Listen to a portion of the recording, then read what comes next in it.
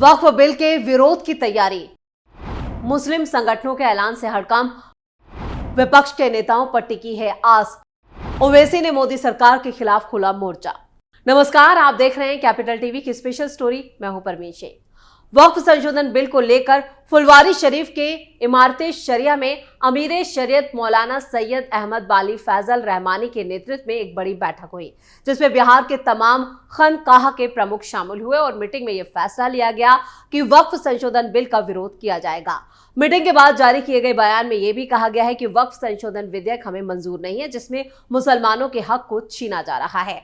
खबरों के मुताबिक इमारते शरिया ने फुलवारी शरीफ ही नहीं, देश के कई हिस्सों में बैठकें की हैं, जिसमें इस मामले को लेकर 13 नवंबर को जेपीसी के भी जो सदस्य हैं वो बिहार जा रहे हैं। इमारते शरिया ने संयुक्त कार्य योजना इसको लेकर तैयार की है और मीटिंग के बाद इमारते शरिया के अमीर शरिया हजरत मौलाना सैयद अहमद वाली फैजल रहमानी ने कहा है कि हम लोग ये फैसला ले रहे हैं कि बिहार के मुख्यमंत्री नीतीश कुमार और आंध्र प्रदेश के मुख्यमंत्री चंद्रबाबू नायडू से मुलाकात करके इस बिल को वापस लेने के लिए कहेंगे। इन दोनों ने मुसलमानों के लिए बहुत कुछ किया है, ये दोनों प्रमुख हैं। अगर ये दोनों पीछे हटते हैं तो इस बिल को समाप्त किया जा सकता है। फैजल रहमानी ने कहा, वक्फ संशोधन विधेयक को लेकर हम लोगों की टीम मुख्यमंत्री नीतीश कुमार और आंध्र प्रदेश के मुख्यमंत्री चंद्रबाबू नायडू से मिलेगी और उनसे अपील करेगी कि इस बिल पर नाराजगी जताई जाए। अमीर शरीयत सैयद अहमद वली फैजल रहमानी ने यह भी कहा कि हम लोगों से इस बिल को लाने से पहले किसी भी तरह का राय मशवरा नहीं लिया गया। जिन लोगों को यह जिम्मा दिया गया था वो लोग अपने मन से पूरे बिल को ला रहे हैं और बोर्ड ने जो दान में दी गई जमीन है उसमें उसे हथियाने के चक्कर में ये पूरा बिल जो है वो लेकर आया जा रहा है। फैजल रहमानी ने कहा है कि ये खानकाह और वक्फ बोर्ड की मिल्कियत है, जिसे सरकार अपने कब्जे में लेना चाहती है, लेकिन उसका क्या इस्तेमाल करेगी अभी तक सरकार ने ये नहीं बताया है और ना ही वो बोर्ड की कमेटी के द्वारा बिल में इस बात का जिक्र है। आपको बता दें कि इस दौरान कार्यवाहक महासचिव मौलाना शिवली कासमी भी मौजूद थे, जिन्होंने ये फैसला लिया है कि इस बिल का विरोध किया जाएगा। मुस्लिम महिलाओं का वक्फ बिल को समर्थन, जेपीसी की बैठक में रखी अपनी बात। जहां एक तरफ मौलाना और जो भी मुस्लिम संगठन है वो उसके विरोध की तैयारी कर रहे हैं, तो वहीं दूसरी तरफ मुस्लिम महिलाओं ने बड़ा ऐलान किया है। बीजेपी सांसद जगदंबिका पाल की अध्यक्षता में वक्फ संशोधन बिल 2024 पर जेपीसी की बैठक 4 नवंबर को संसद भवन के एनेक्सी में हुई, जिसमें वक्फ प्रबंधन को दुरुस्त करने के मकसद से पेश कानून के लिए मुस्लिम महिला समूहों ने अपना समर्थन दिया है। यह पहली बार था जब किसी महिला ग्रुप को जेपीसी ने बुलाया था। खासतौर से शालिनी अली के नेतृत्व वाले मुस्लिम महिला बौद्धिक समूह को वक्फ संशोधन बिल पर 2024 पर अपने विचार और सुझाव जो थे वो साझा किए। खबरों के मुताबिक महिला बुद्धिजीवी ग्रुप ने वक्फ बोर्ड की कार्यप्रणाली पर कई सवाल उठाए। ग्रुप का आरोप है कि वक्फ बोर्ड की सामाजिक कल्याण में उनकी कोई भूमिका नहीं है। बोर्ड पर कुछ कट्टरपंथी मौलानाओं ने कंट्रोल कर रखा है, जो वक्फ मामलों में महिलाओं और समाज के वंचित वर्गों के प्रतिनिधित्व या हिस्सा देने के पक्ष में नहीं है। वक्फ बोर्ड से मांगी जानकारी, मुस्लिम महिला समूह ने वक्फ बोर्ड से अपनी सामाजिक कल्याण गतिविधियों को स्पष्ट करने को कहा है। समूह ने वक्फ बोर्ड से खास तौर से अनाथ विधवाओं, तलाकशुदा महिलाओं और विधवा पुनर्विवाह चाहने वालों को दी जाने वाली सहायता पर विस्तृत स्पष्टीकरण भी मांगा है। उन्होंने यहाँ पर भू माफियाओं के खिलाफ वक्फ बोर्ड के उठाए गए कदमों की भी जानकारी मांगे। भ्रष्टाचार का मुद्दा उठाया। महिला समूह के अलावा कई दूसरे संगठनों ने भी जेपीसी के सामने अपने विचार और सुझाव रखे। कारी अबरार जमाल के नेतृत्व में जमीयत हिमायतुल इस्लाम भी समिति के सामने पेश हुए। सूत्रों ने बताया कि जमाल ने सामाजिक कल्याण में वक्फ बोर्ड की भूमिका और उसके पदाधिकारियों में भ्रष्टाचार का मुद्दा उठाया। जमाल ने पूछा है कि वक्फ बोर्ड द्वारा कौन कौन से सामाजिक कल्याण कार्य किए जाते हैं, साथ ही वक्फ बोर्ड ने भू माफियाओं के खिलाफ क्या कदम उठाए हैं। उन्होंने सुझाव दिया है कि मुतवल्लियों की भूमिका कम की जानी चाहिए और कलेक्टर को वक्फ मामले पर निगरानी रखनी चाहिए।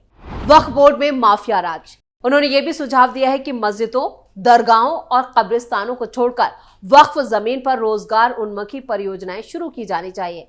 साथ ही उन्होंने ये भी कहा कि अब वक्फ बोर्ड में माफिया राज खत्म करने का वक्त आ चुका है और वक्फ संपत्तियों को बाजार दर पर लीज या किराए पर दिया जाना चाहिए।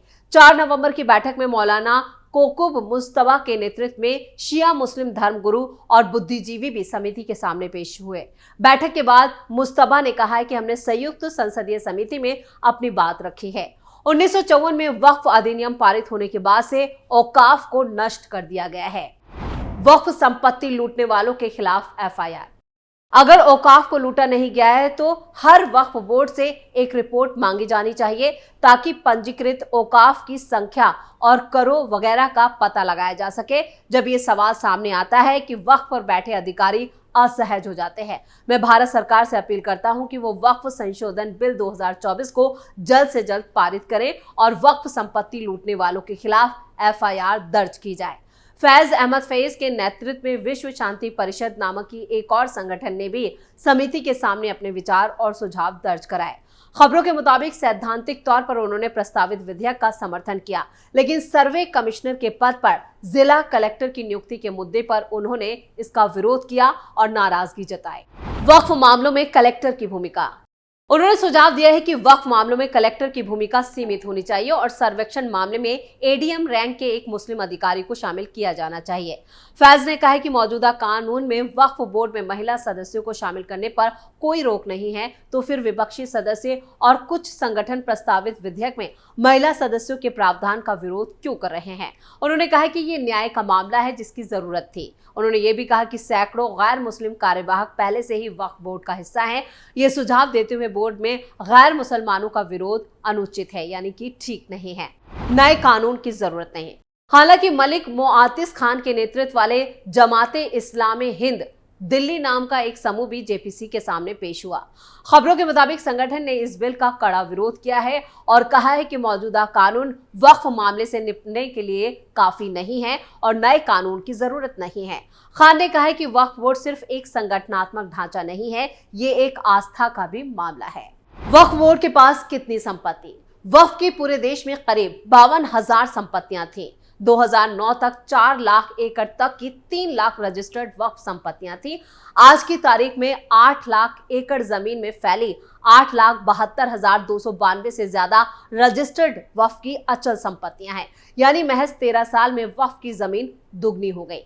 चल संपत्ति 16,713 है। ये संपत्तियां कई राज्य वक्फ बोर्ड प्रबंधित और कंट्रोल करते हैं और इनका जो विवरण है वो Waqf asset management system of India portal पर दर्ज किया गया है। इसके अलावा करीब 3,29,995 वक्फ संपत्तियों का जियोग्राफिक इंफॉर्मेशन सिस्टम मैपिंग भी की गई है।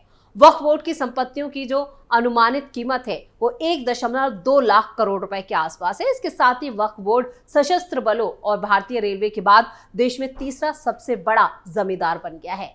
यूपी में सबसे ज्यादा वक्फ संपत्ति है। यूपी में सुन्नी बोर्ड के पास कुल 2,10,239 संपत्तियां हैं, जबकि शिया बोर्ड के पास 15,386 संपत्तियां हैं।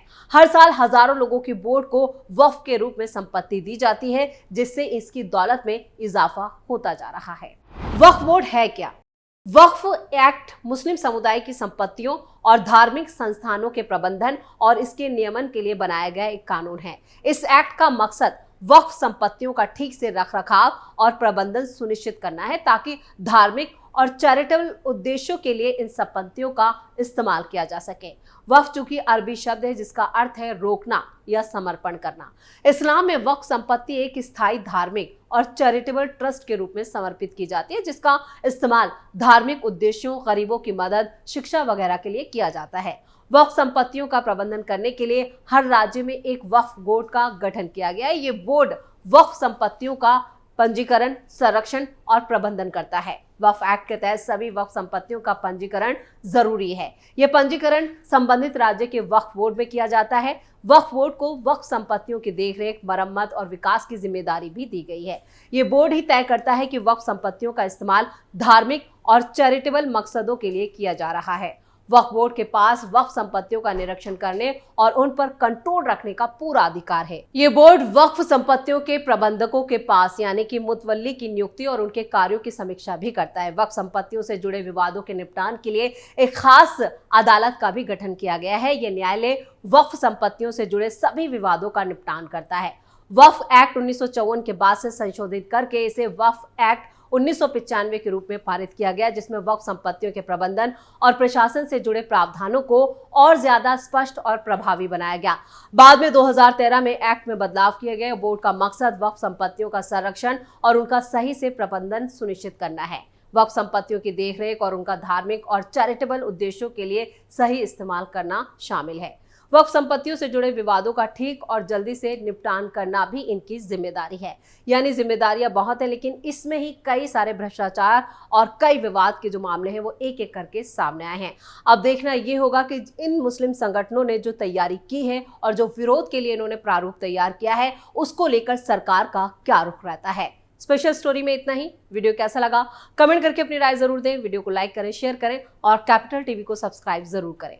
नमस्कार।